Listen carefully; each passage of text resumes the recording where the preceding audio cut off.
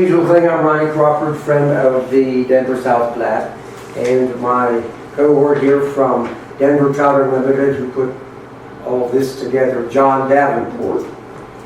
So I actually, put it out of your way, let's see. I actually took this photograph. I'm behind the camera, and John manipulated me in there with all these big guys and put the Denver Trout Unlimited logo on it. It wasn't really this wasn't happening for the real deal.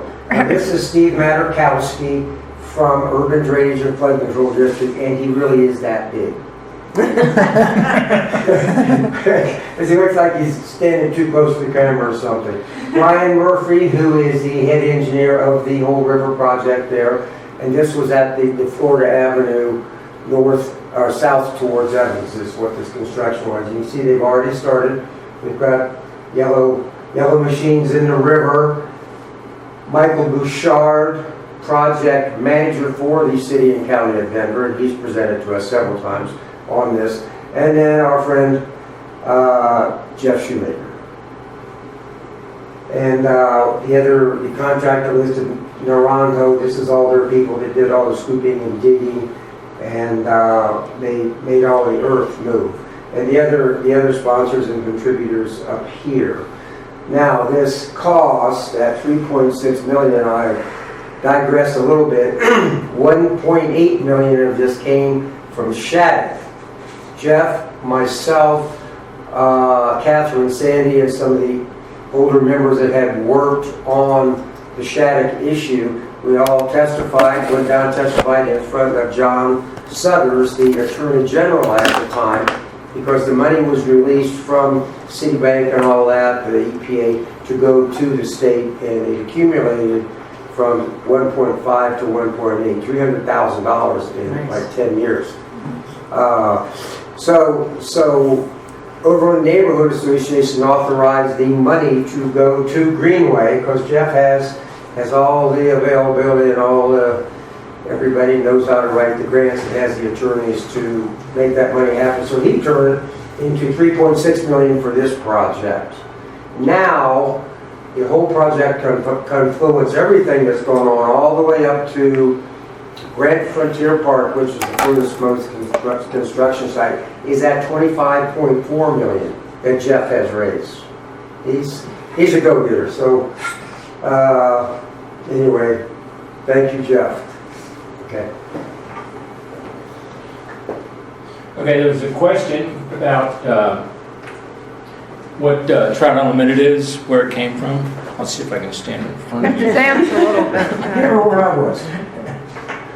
It's out of the way. You need that?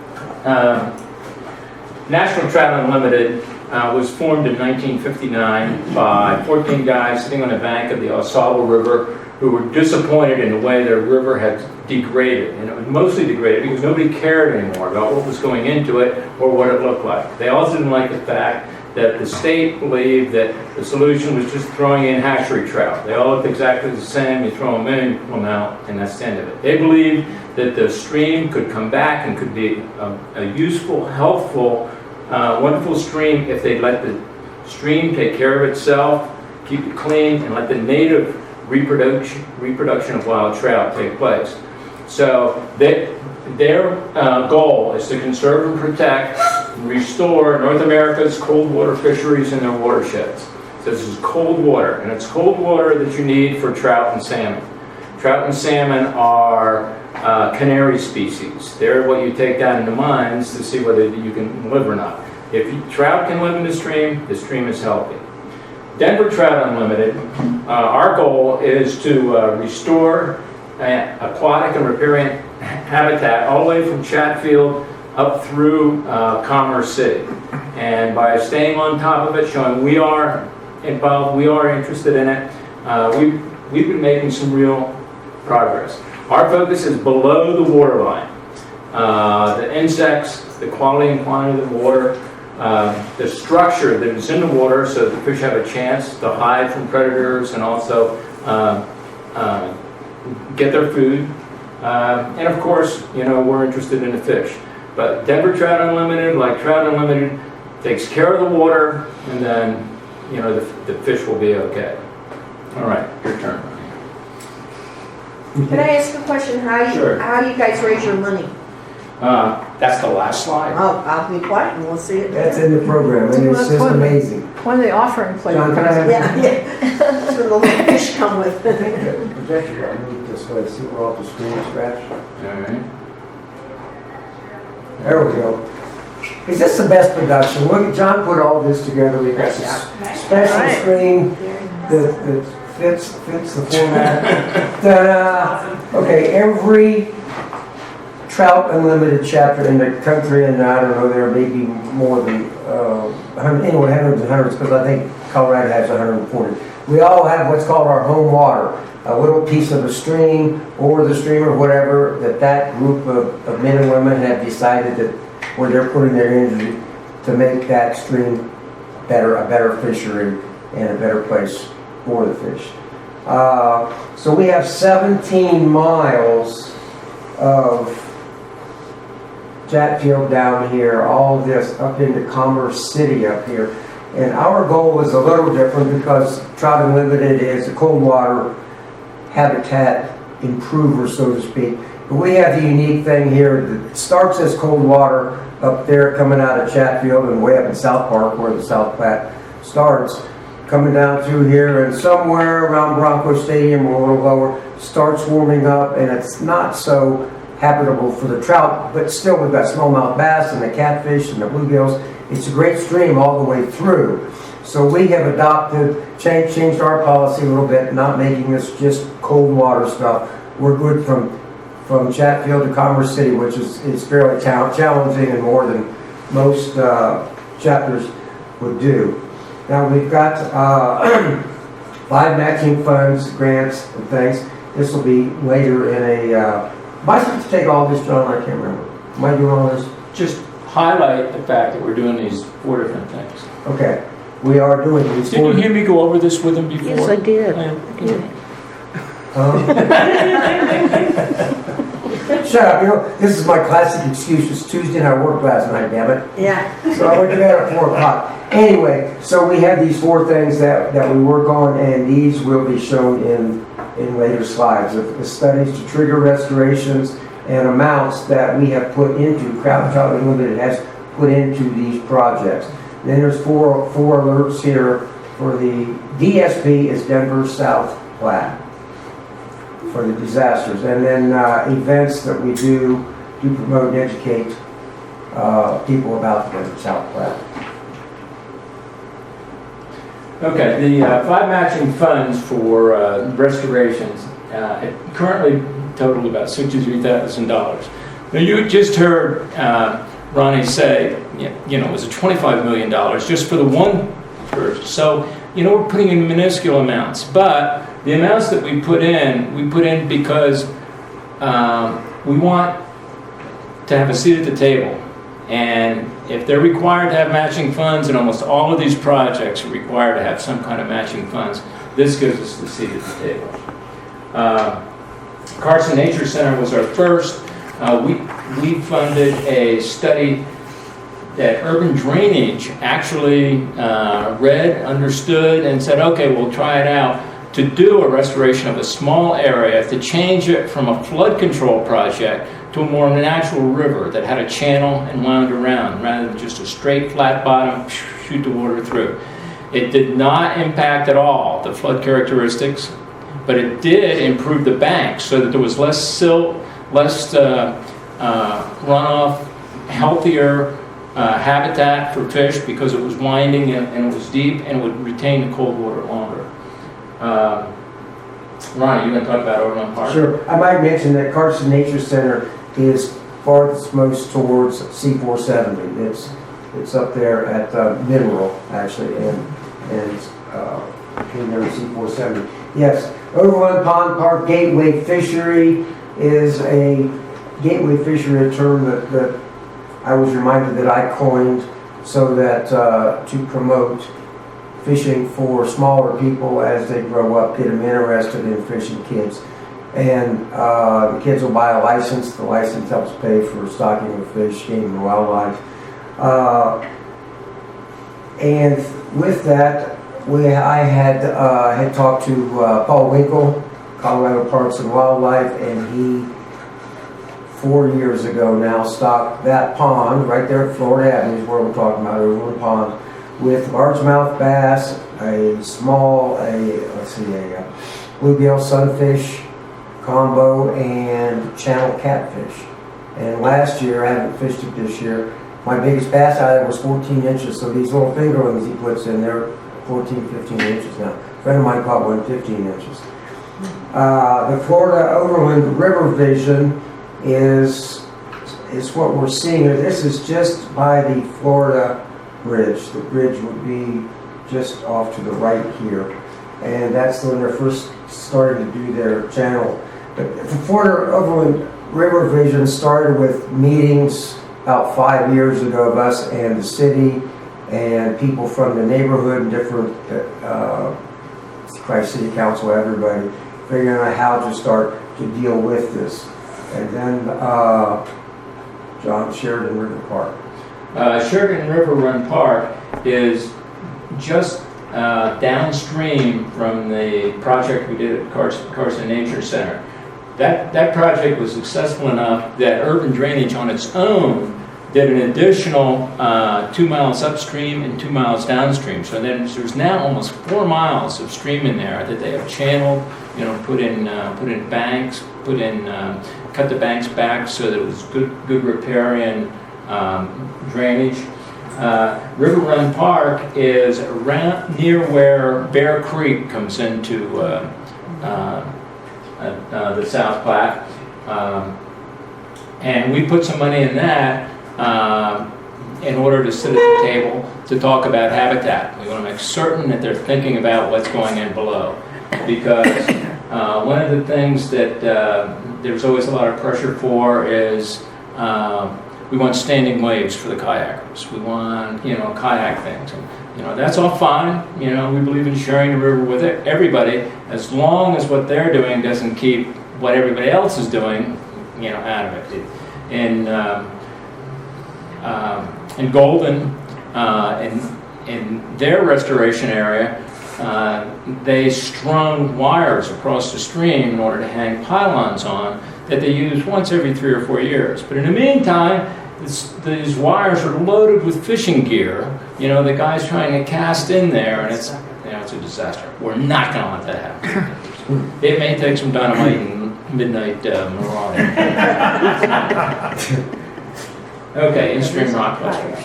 The in-stream rock clusters at Grant Frontier were factored out of the equation there. A rock cluster, first of all, is a big rock. It's about 2 feet cubed square by about 4 feet, and they sink it down in so that it's a permanent rock. The water doesn't push along. So you put these clusters in at different angles, and during higher water, the water will flow over it. It scour this out and create a place for the fish to come up into. It's really not that fast of water. And once it's scoured, it usually stays scoured, so it's a deeper hole for the fish. And the rock clusters at Grant Frontier got factored out of the budget. There were 3 of them. Three sets of two of these clusters, $2 per cluster. So in a meeting with them on the bridge there, and we had to go back to the DTU board to see if we could spend this money. We offered to pay for 2 of the clusters to get them back in. So Trout Unlimited paid $3,500 for four rocks to get put back in the river. It's something nobody will ever know, but it will really help the habitat and the flow. We'll put a plaque on under the water. Okay, is this me or you? This is me. Okay. We've spent $70,000 on studies. We contract these out to engineers and scientists, who have respected authority in the field. We did a Denver South Platte minimum flow study to see what is the minimum that we can hope to have at a Chatfield Dam to allow fish to survive. You see this chart here. This is 1 year of flow out of the Chatfield Reservoir. Okay, high. Remember last year with some high water? Ronnie showed you a couple cars that were floated down. Okay, and then look at this. Zilch. There are many zero flow days out of Chatfield Dam. Why? Because Chatfield Reservoir is a flood control project and water delivery project. Okay, it is not let's keep the fish healthy and happy and have both recreation and a healthy river downstream. So we wanted to know what the minimum was. So that study showed us that the minimum is about 13 CSF, which is almost nothing. But if you have the right kind of channels and right kind of holes, the fish will find a spot. CFSF is cubic feet per second. That's how water flow is measured everywhere, CFS. We also did a study, we also funded a study that's ongoing now on the analysis of aquatic habitat changes downstream due to the Chatfield reallocation. Now, as they increase the amount of water that's going to be in Chatfield, one of the bodies of water that they're going to reserve is for environmental purposes. So that's going to be used if we dot all the I's and cross all the T's, to keep the aquatic life downstream happy and healthy.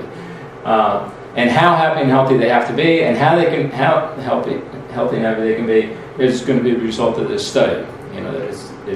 It's to specifically study how those changes will affect those aquatic life downstream, and using that, we can use that to go and try to find the money, to buy and write the agreements to make the releases at the right time.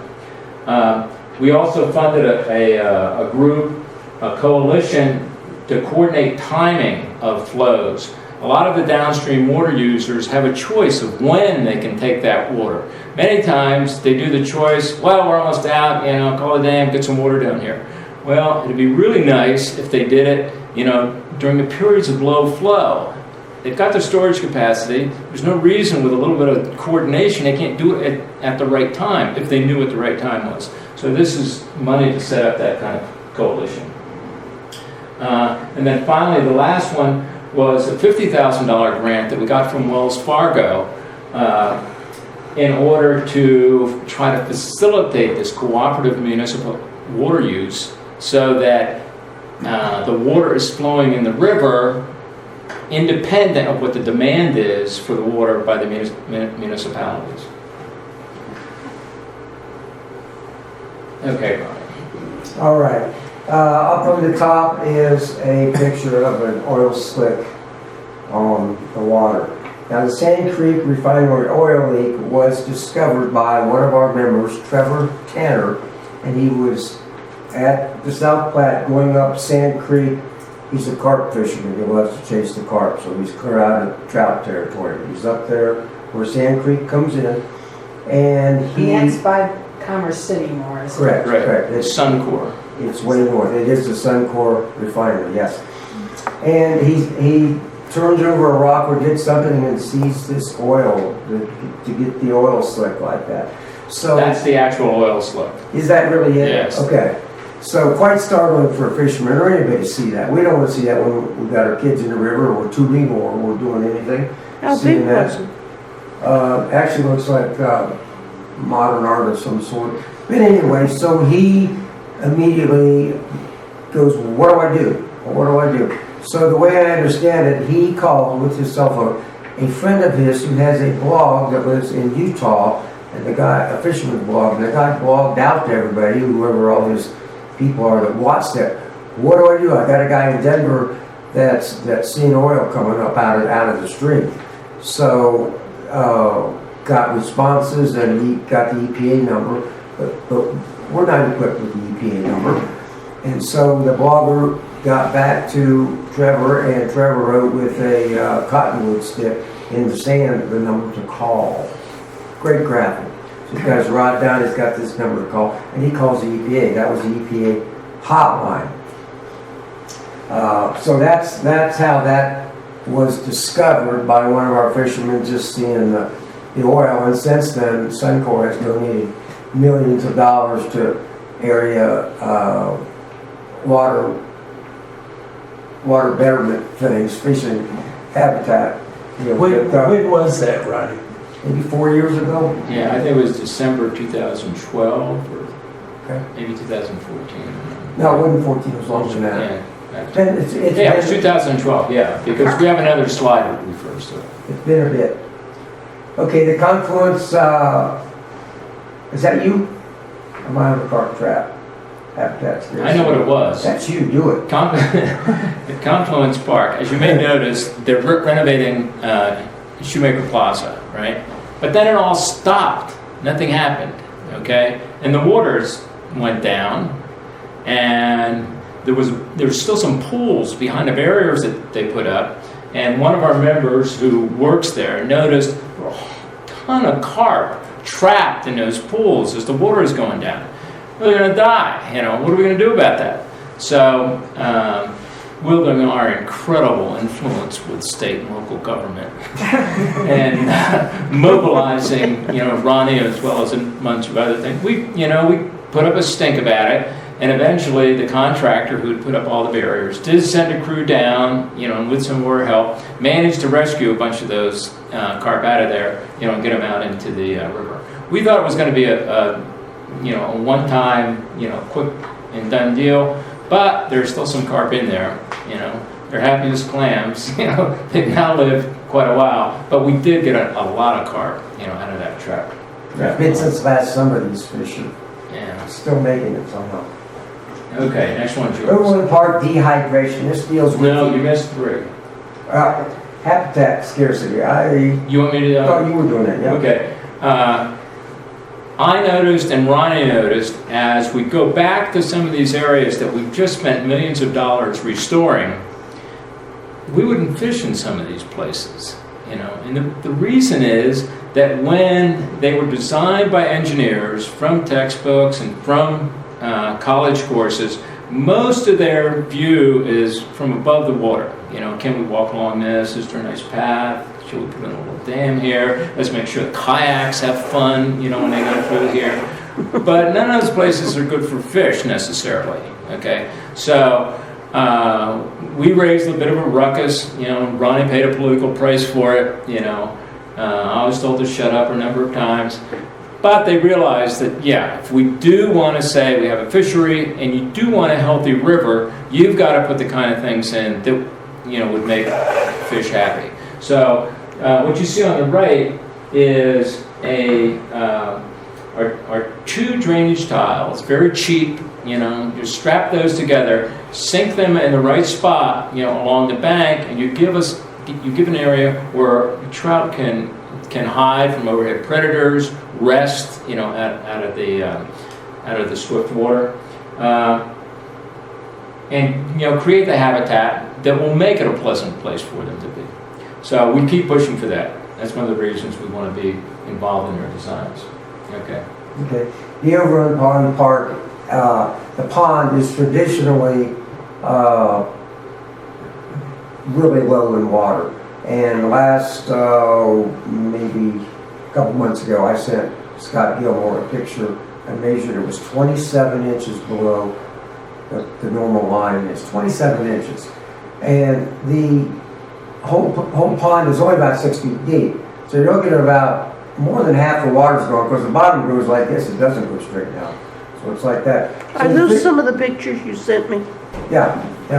And the fish were at great peril with that. So I sent a letter to Scott Gilmore and a couple other people at Parks and Rec and got it set up so that we possibly can get water when it gets down that low again. And Scott told me he'll take care of it. But the interesting thing about the water level at Overland Pond is regulated by an administrator at the golf course, whether he needs water to water the greens and the golf course. Because there's Overland Pond Park, which is fed from a pipe pumped into our pond that we know of, goes through a tunnel underground into the big lake, Aqua Golf, and then they draw through a couple 14-inch pipes up to water the golf course. So this pond is at the mercy of whether the golf course needs water or not. And I'm working on that, and God darn it, it's really touchy.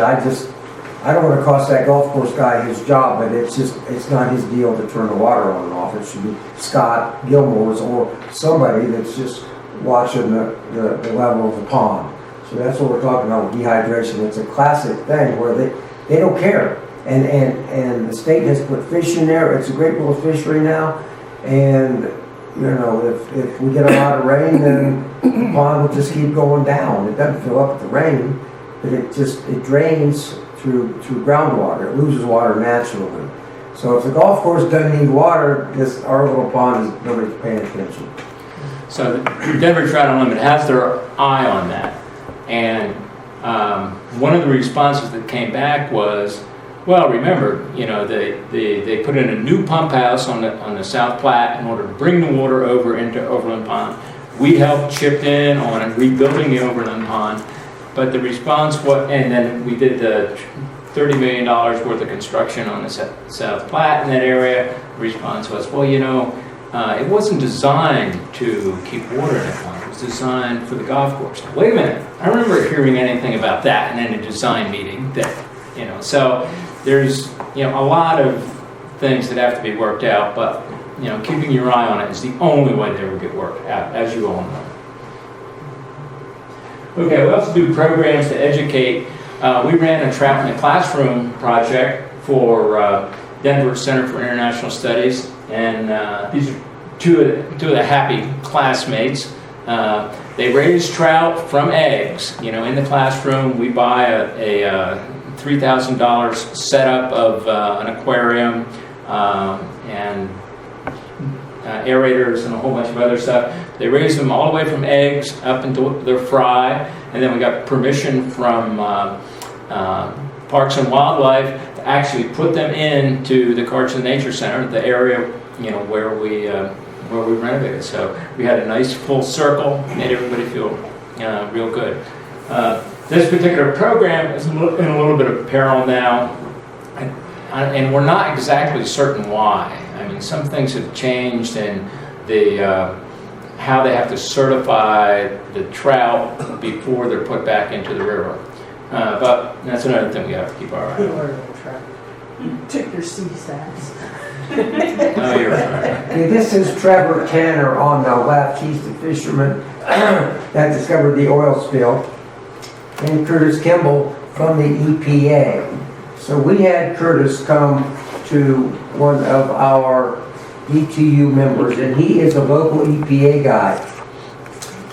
And he said, and this about knocked me off my feet, he says, you know, the EPA people, they are stationed all over the country like you see on CSI. They've got their backpack, it's sitting by the door, and they can be at most major spill sites within an hour to 2 hours.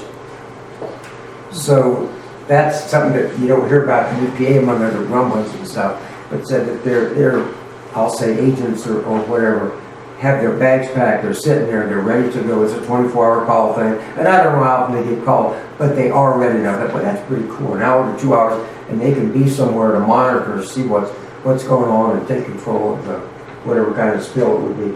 Now, out of this, Denver Trout Unlimited had these cards made, and you can all stick it in your wallet, put it somewhere. If you see anything anywhere that looks like it's not right, just call that number. That's the hotline right straight to the EPA. No, it's to the Coast Guard. The Coast Guard runs this 24/7. Okay. Anyway, they will get you hooked up with a local person in your area to take No, that's not right either. No, okay, you take this. Go on. They have a list of all the responders in the area. So all you do is place the call, and then they dispatch the right responders to do the cleanup, you know, or you know whatever the emergency might be. Because this is hotline for anything that spills, whether it's a freight car, whether it's you know, an oil refinery that you know that has a leak. So it's an important number, but it's important for us because giving this to fishermen, they're the ones who are on the stream to see it, and they see it first, and they're the most panicked about it. Sorry. That's fine. Good. I think we're done with this, and I think John just gave everybody a card. To keep the card. They have two now. That's good. Okay, here are a couple of the Denver Trout Unlimited heroes of the South Platte. The first one is Joe Shoemaker, who set up the Greenway Foundation. This is Jeff's father, who was the state legislator and then in charge of Denver Public Works, and then started this foundation in 73 or 4 called the Greenway Foundation. So he's our first recipient of that. And then one to Trevor, who discovered the oil spill, and these are our plaques. This is our appreciation to those two guys. This is a project that we just started to promote the Denver South Platte. The question is, can the Denver South Platte become a fishery like the Arkansas below Pueblo? Everybody who fishes for trout knows that it's just terrific to be able to fish below that dam, the Pueblo Reservoir. But it's an urban stream, just like this is an urban stream. So what's the difference? Well, you heard Ronnie say, well, we have the challenge that it's, a warm water fishery for part of it. Well, where is it the warm water fishery? Where are there no trout in this stream? Ronnie will show you pictures later of trout that have been caught within the last year on the Denver South Platte all over. The graph on the left there is the temperature fluctuation over each month in Arkansas, and the one on the right is the one in the South Platte. You see we have a little bit higher peaks, okay? But maybe that's not significant, who knows? Well, right now there's only one temperature monitor on the Denver South Platte, and that's at Englewood. You see on the green bubble over there on the right. So we bought temperature sensors. You see them over here on the left. They're about the size of a dime, and we have placed them at 6 other places along the South Platte. We'll go back in 6 months and retrieve these things. You put them in a little device and it downloads the data. Then we'll put them back in again. You can record on those little dime-sized devices hourly temperature readings for 5 years. So we'll get a good basis of information on what kind of fishery is this, what kind of fish should we be managing this for. So we're excited about this project, as long as they don't wash away. We're new at this, we may have to replace them. Okay, the question was, how do we raise our money? Well, the Carp Slam. This is going to be our 10th anniversary year, and what it is a fishing tournament with 15 amateurs matched up with 15 professional guides. They fish 15 spots, as you might guess, in the morning, and they fish 15 spots called beats in the afternoon. They're laid out all along the South Platte.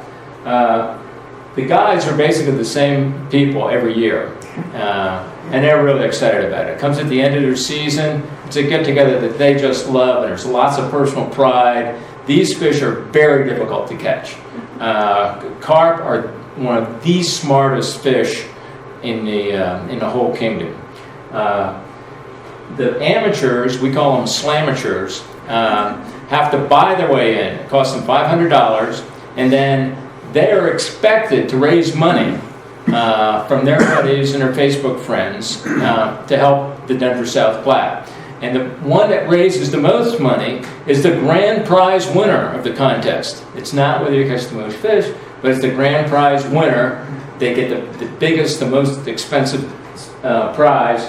The team that scores the most inches of carp, they come in also with a prize. They have actually won, the fishing competition.